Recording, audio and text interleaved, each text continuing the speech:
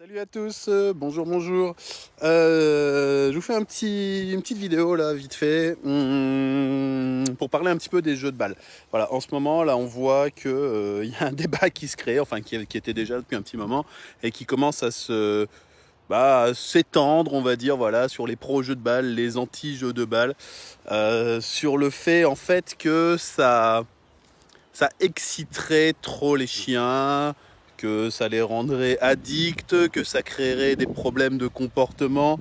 Hop, j'essaie de pas trop me mettre à contre-jour, etc., etc. Voilà, donc j'en profite, là je suis dehors en balade, je vais essayer de vous détailler un petit peu ça. Voilà, du coup, la question c'est en gros, est-ce que interdire les jeux de balles, parce que ça excite, est-ce que finalement c'est quelque chose qu'il faut faire ou pas? Est-ce qu'il faut les interdire? Est-ce que ça rend le chien dingo ou pas?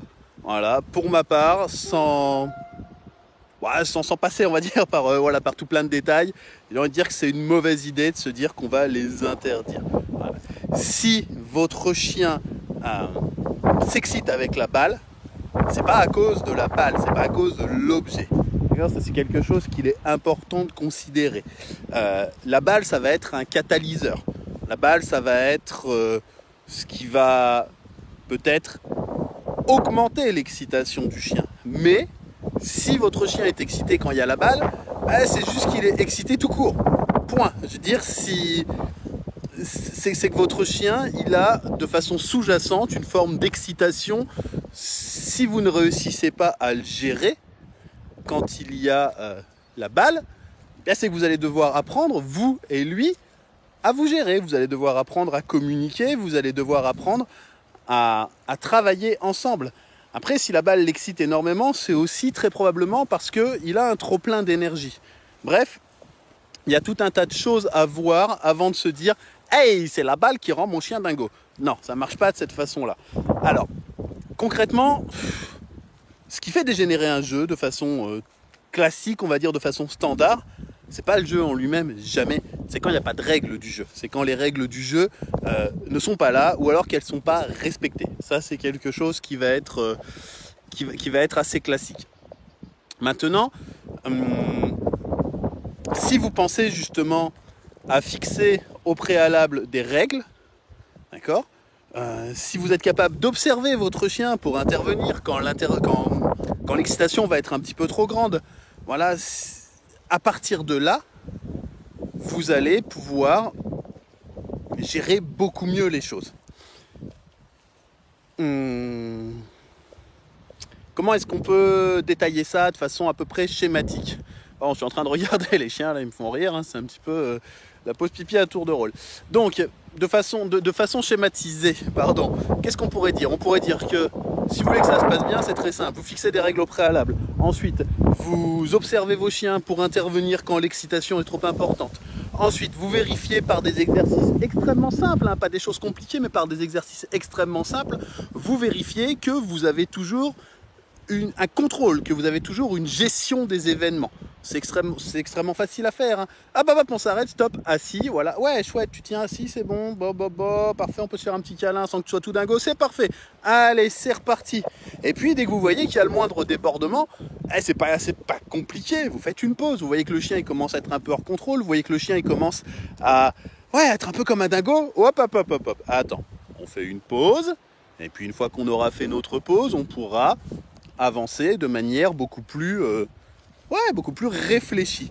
En bref, ce qu'il va falloir faire preuve pour que ça se passe bien, c'est de discernement et de bon sens. D'accord? Si on revient un instant sur la question, sur le postulat de base, et qu'on dit en gros il faut interdire les jeux de balles, c'est un petit peu ça, hein, le message passé c'est ça de toute façon, hein, on ne va pas se cacher derrière son petit doigt, c'est ça. Donc si on part du postulat de départ où on dit il faut interdire les jeux de balles parce que ça excite le chien, je schématise, je résume, mais c'est ça, c'est vraiment ça. J'ai changé 2-3 paramètres pour que vous compreniez à quel point c'est quelque chose de pas logique, je ne vais pas dire stupide, mais en tout cas de complètement... c'est hors propos, c'est pas quelque chose de logique. Allez, on change 2-3 paramètres. On va dire que maintenant, moi, j'arrive avec mon postulat qui dit il faut interdire aux chiens de manger parce que la bouffe, ça les excite. vous voyez à quel point ça n'a pas de sens. À quel point c'est quelque chose de complètement... c'est fou. En le disant comme ça, on se rend compte que c'est pas du tout jouable. Imaginez un instant, oh là là, moi mon chien, quand il y a la gamelle, quand il y a la bouffe, il est complètement excité, ça le rend dingo. Eh ben, lui donne plus à manger. Ah bah oui, bah c'est sûr que très rapidement, il va arrêter d'être dingo. Ça, c'est sûr. Il va avoir une phase où ça va s'augmenter, forcément il aura la dalle. Et puis quand il sera mort, il sera beaucoup moins dingue. Ça, c'est quelque chose de complètement logique. Alors certains vont aller même dans un sens un petit peu différent, tentant d'atténuer, tentant de faire un peu de... Bon, je sais pas pour quelle raison, après chacun fait comme il veut, mais qui vont vous dire non, attention, oh là là, on veut pas interdire. On veut simplement limiter. Voilà, c'est à peu près ça. C'est pas forcément le terme utilisé, mais c'est à peu près ça. Alors, de la même façon, je vous laisse avec le même exemple que celui que je viens de prendre, en vous disant... Salut les filles. En vous disant, quand je dis salut les filles, je parle des chiens bien sûr. Donc en vous disant, bah, on va prendre le même exemple, c'est-à-dire, bon bah la bouffe ça l'excite, je vais lui en donner moins. Je vais limiter l'accès à la bouffe. Ouais, bah je pense qu'au bout d'un moment, vous allez avoir à peu près les mêmes problèmes. Enfin, je vous laisse en déduire un petit peu sur cet exemple-là, ce que bon vous semble. Alors, est-ce que la balle excite? Parce que ça c'est important d'en parler. Est-ce que la balle excite? Oui, évidemment que la balle excite. Est-ce que la balle, elle peut rendre le chien difficilement contrôlable? Oui, bien sûr, s'il n'est pas entraîné à se contrôler, si son humain n'est pas entraîné également à observer, à vérifier sa capacité à garder la situation en main, à garder la situation sous contrôle, oui. Vous pouvez remarquer que ça fait 2-3 fois que je parle du mot contrôle. Alors, c'est fait exprès. C'est un petit clin d'œil, on va dire, aux personnes qui pensent que le contrôle, comment vous dire, qui pensent que le contrôle c'est une mauvaise chose, voilà, mais qui en parallèle de ça vont préférer interdire. Moi je préfère contrôler. Voilà, c'est en tout cas, je préfère avoir la situation sous contrôle et qu'elle existe plutôt que d'empêcher la situation d'être. Maintenant, courir derrière une balle, courir derrière un bâton, courir derrière un frisbee, ça développera en aucun cas, et ça j'insiste beaucoup là-dessus, en aucun cas l'envie d'aller courir derrière un vélo, derrière un chevreuil pour les bouffer. Au contraire, on pourra même utiliser ce qu'on a vu pendant justement ce jeu de balle, les apprentissages qu'on aura mis en place, on pourra les utiliser pour reprendre le contrôle lorsque le chien aura, lorsqu'il exprimera quelque part un problème qui sera très différent en cherchant à poursuivre et à croquer le premier jogger venu. Voilà, ce sera vraiment quelque chose de complètement... ce sont des problèmes qui sont différents. C'est sûr que si votre chien a tendance à être super réactif au mouvement, voilà, ce qui est un problème différent de la prédation. C'est juste une parenthèse comme ça, mais il faut bien insister là-dessus, ça n'a rien à voir avec la prédation. Et qu'à côté de ça, vous lui filez des jeux de poursuite qui vont être non contrôlés, qui vont être complètement anarchiques, ouais, bien sûr que ça peut avoir des conséquences néfastes. Mais en rien, c'est de la faute du jeu de balle. C'est pas lui le problème. C'est... Ouais, je sais pas. Je vois même pas en quoi, comment est-ce que quelqu'un, un jour, a pu se dire dans sa tête, a pu faire le rapprochement. C'est possible, hein, chacun réfléchit comme il veut, et pourquoi pas, ça se trouve c'est ça la vérité. C'est peut-être ça la bonne façon de faire. Mais je vois même pas en quoi est-ce que ça peut être en lien. Le fait de se dire, mon chien poursuit les choses, c'est de la prédation. Oh là là, il y a déjà deux choses qui sont différentes. Mon chien poursuit des joggers, poursuit les vélos, essaie de les croquer. Il les poursuit pas pour leur dire bonjour. C'est parce qu'on joue avec un jeu de balle. Wow. Ouais, enfin... Ou quoi, comment, ce serait bien qu'on ait des explications réelles par rapport à ça. Mais bon, après, chacun pense comme il veut.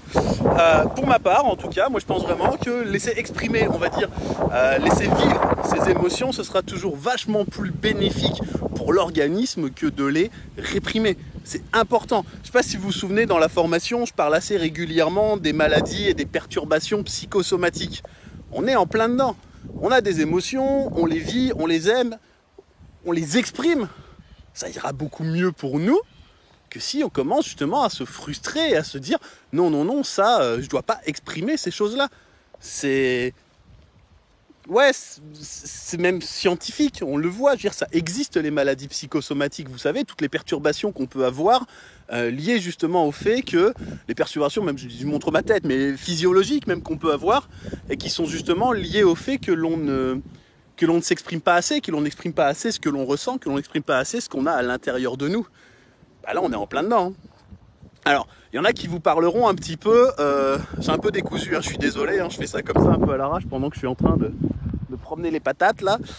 Euh, Certains vont vous parler, alors quand j'y promenais les patates, je fais une petite parenthèse, je les promène chez moi dans un terrain qui est clos, enfin bref, si je me concentre sur mon téléphone, c'est parce que je peux me permettre, il n'y a pas de risque, je suis sur un terrain privé et fermé. Donc, d'ailleurs, je ne sais même pas où elles sont. Allez les filles! Donc il y en a qui vous parleront un petit peu d'addiction et des dangers potentiels que ça peut engendrer. Alors, concrètement, une addiction, qu'est-ce que c'est? Parce que le terme addiction, ça peut faire peur et du coup se dire ah ouais, effectivement, addiction. Point, ok. Alors une addiction, pour faire de façon assez simple, on va dire que c'est une pathologie cérébrale, d'accord, qui engendre une dépendance à des comportements qui auront des conséquences qui vont être délétères. Et tout ça dans le but de soulager un malaise intérieur. Voilà en gros ce qu'on pourrait dire par rapport à la définition d'une addiction. Alors, si on va un petit peu dans le détail, on va simplement se dire que on parle de dépendance, que c'est une dépendance et que si elle n'est pas assouvie, l'individu va être en difficulté psychologique. Autre détail, on peut considérer que dans ce qu'on indique dans la définition, que les conséquences de l'addiction, du comportement addictif, les conséquences sont délétères, donc elles sont négatives pour l'individu. C'est deux points sur lesquels c'est assez important d'insister. Il n'y a pas besoin de détailler le reste, j'ai envie de dire sur ce coup-là on s'en fiche un petit peu. Mais tout ça pour dire que si votre chien, lui, il n'est pas en... Comment dire? Il n'est pas en obsession de la balle lorsqu'elle n'est pas là. Voilà, si il n'est pas en mal-être lorsque vous jouez pas avec lui. Genre, elle est où ma balle? Elle est où ma balle? J'ai pas eu ma balle. Elle est où ma balle? Je veux ma balle. Je tremble. Tant que ma balle sera pas là, je vais trembler. C'est des exemples, c'est des caricatures, mais voilà, tant qu'il n'est pas comme ça, vous n'avez pas de souci à vous faire. Il n'y a pas de problème d'addiction. Et même s'il est complètement dingo, fou de joie ou fou d'excitation, parce qu'on pourrait faire le détail par rapport à ça, quand vous attaquez la partie de balle, il n'y a pas de problème. D'ailleurs, entre la joie et l'excitation, puisque ça fait partie, ça aussi, je crois, de ce qui est un petit peu dit, oui, c'est de l'excitation, c'est pas de la joie. J'ai envie de dire, bien malins, bien malines seront ceux qui vont être capables de faire la différence dans un comportement exacerbé, dans un comportement exubérant, dans un comportement vivant en tout cas. Bien malins seront ceux qui réussiront à vous faire la différence et vous dire ouh là c'est de l'excitation, c'est pas de la joie, là c'est de la joie, c'est pas de l'excitation. De réussir à discerner l'un de l'autre, à dissocier l'un de l'autre. Les deux vont ensemble. Hein, on peut éventuellement avoir de la joie sans excitation, bien que je suis pas certain. Et inversement, c'est pareil, je suis pas complètement certain. Et si on peut les avoir, juste comme ça, en matant un comportement, ah, tu bois tout, ma belle? Tiens, on va te mettre un coup dans l'autre sens. Ah non, je reviens sur la caméra, pardon, excusez-moi, je me suis gouré, c'était pas dans ce sens-là. Eh ben, je sais même pas comment ça marche ce truc. Ah si, comme ça, d'accord. Bon, enfin bref, je reviens sur ce que j'étais en train de faire. Donc, bien malins seront ceux qui pourront dire, moi j'ai discerné, j'ai dissocié l'un de l'autre. Hein. Franchement, ouais, voilà. Après, on va revenir sur le sujet. Si votre chien, lui, il est émotionnellement fragile, qu'il est instable, que dans sa vie, il a que ça finalement, que la balle, et que vous en encadrez pas la pratique, ouais, là, il y a des risques. Effectivement, il y a des risques. Mais on va admettre que dans l'exemple que je viens de donner, il y a plein quand même d'autres facteurs à prendre en considération que la balle en tant que telle. D'accord? C'est vous qui n'êtes pas capable d'encadrer, ou c'est votre chien qui n'est pas réceptif à ce que vous lui demandez parce que vous le faites mal. On peut le voir dans le sens qu'on veut, hein, on peut jeter l'opprobre sur n'importe qui. Mais ça va être une instabilité émotionnelle, ça va être le fait d'un je me fais chier général, en gros, hein, voilà, c'est-à-dire j'ai que ça dans ma vie. Donc il y a quand même pas mal d'autres choses à voir avant d'accuser la balle en tant que telle, ou le bâton, ou le frisbee. Hein, je dis la balle parce que c'est comme ça, j'ai adopté le concept balle, maintenant ça peut être n'importe quel autre concept. Qu'est-ce que je peux vous dire d'autre par rapport à ça? Ouais, je sais pas, ouais, j'ai envie de dire, enfin, chacun sa façon de penser, on va dire, chacun va avoir sa propre philosophie de la relation, et tant mieux hein, que chacun l'ait, ça c'est pas un souci.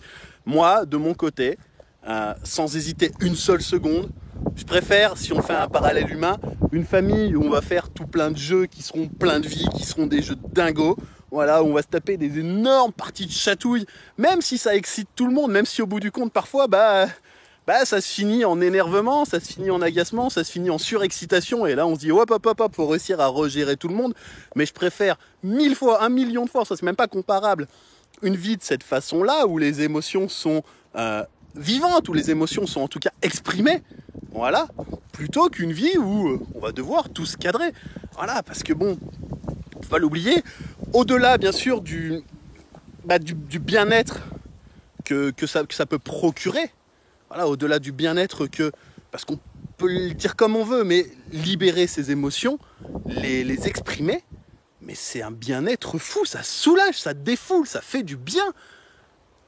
Au-delà de ça, il faut bien se dire que si on n'apprend pas à les exprimer dans un milieu cadré, dans un milieu serein, dans un milieu sain, dans un milieu protecteur, entre nous, en famille, ensemble, d'accord ? Et comment est-ce qu'on va faire ? Comment est-ce qu'on va pouvoir les gérer quand, d'un seul coup, elles vont sortir ? Parce que d'un seul coup, elles vont sortir. Il n'y a pas le choix. D'un seul coup, dans la vie, on vit dans un milieu ouvert, on va rencontrer d'autres individus. Et quand je dis on, c'est les humains, c'est les chiens, ça ne change rien à ce niveau-là. Mais on va donc se retrouver face à des émotions qui vont surgir, parce qu'on a des situations qui vont nous amener à avoir des émotions. Si on les endort tous les jours, sans arrêt, il y a forcément un moment où elles vont ressortir, et là, on ne saura pas les gérer. Et quand je dis on ne saura pas les gérer, j'insiste vraiment sur le fait que ce soit aussi bien les chiens que les humains. Il y a un nombre incalculable de chiens qui sont étiquetés réactifs, d'accord ? Alors qu'en fait, ce sont des chiens, et on en voit de plus en plus d'ailleurs, alors qu'en fait, ce sont des chiens qui sont simplement noyés, submergés vraiment par le flot d'émotions qui arrivent face à des situations qu'ils ne connaissent pas forcément et qu'ils ne savent pas gérer, parce que justement, on les prive de tout un tas d'émotions dans le quotidien. Une émotion, c'est positif. À partir du moment où vous êtes capable justement de l'amener en douceur, de la gérer, de ne surtout pas vous laisser submerger parce que justement vous vous entraînez à ce genre de choses-là, une émotion, c'est positif. Ça, c'est un autre sujet, on y reviendra par la suite, mais ouais, j'insiste quand même sur ce domaine-là. Maintenant, elle va être longue en fait cette vidéo. J'ai plein de choses qui me viennent au fur et à mesure que je parle. Donc j'ai lu un peu sur les réseaux sociaux. Alors c'était comment le concept, le commentaire, c'était un truc genre ouais, mais la balle, ça fatigue pas. La seule vraie fatigue, elle est mentale.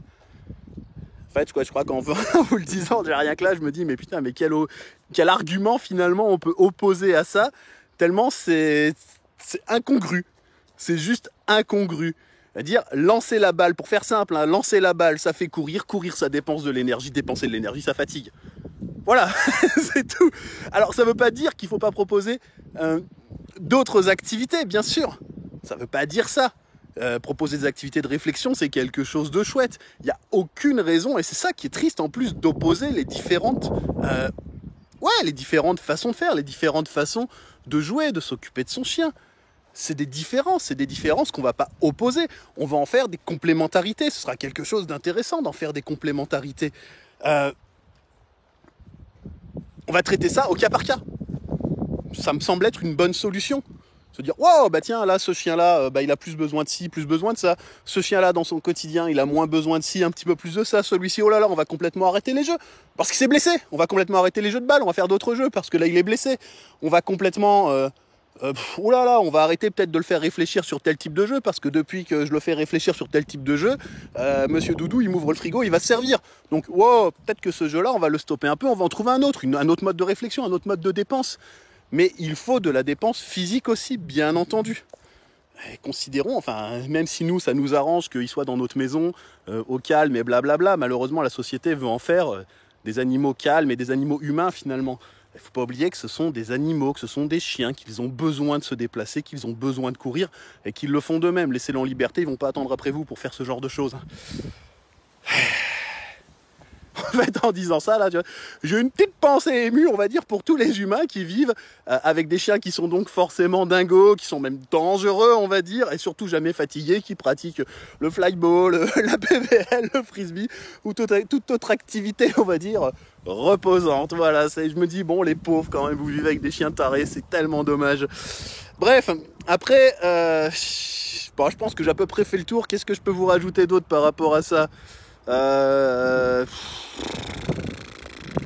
que je peux vous rajouter d'autre?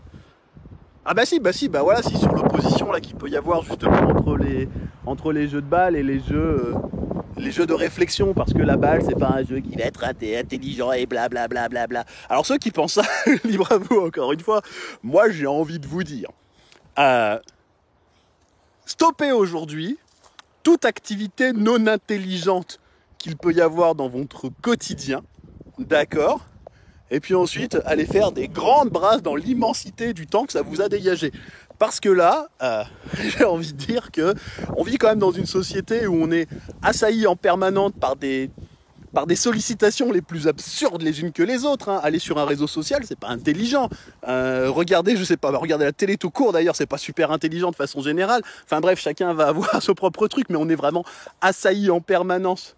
Oh, c'est mûr ça, c'est chouette. On est assailli. Je fais une petite parenthèse, vous savez qu'on peut faire une huile super recherchée avec les lauriers comme ça.